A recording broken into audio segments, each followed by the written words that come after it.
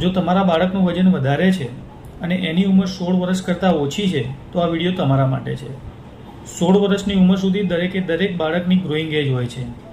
આ સમયગાળા દરમિયાન તેના બોડીની દરેક સિસ્ટમ ડેવલપ થતી હોય છે. આવા સમયે જો આવા બાળકને ક્રશ ડાયટ કરવામાં આવે તો એની એકાદ સિસ્ટમ જો પ્રોપર ડેવલપ ના થાય તો આખી જિંદગી હેરાન થવું પડે છે. માટે બાળકોને ક્રશ ડાયટ ના કરાવવો જોઈએ. બીજું કે બાળકનું વજન વધારે છે અને એને જાહેરમાં દરેકની હાજરીમાં તારું વજન વધારે છે, તારે આ ખોરાક ના ખાવો જોઈએ, તારે આ કસરત કરવી જોઈએ એમ વારંવાર ટોકવું નહીં. જો આ પ્રમાણે એને ટોકવામાં આવશે તો બાળક આઇસોલેટ થતું જશે, એનામાં ઇન્ફિયરિટી કોમ્પ્લેક્સ આવશે, એ સમાજમાં પ્રોપર ભળી નહીં શકે અને ફ્રસ્ટ્રેટ થઈ જશે. તમારા બાળકનું વજન વધારે છે તો ખાલી એને ફાસ્ટ ફૂડ બંધ કરાવો, પેકેટ ફૂડ બંધ કરાવો અને આઉટડોર એક્ટિવિટીમાં એનું ધ્યાન અપાવો.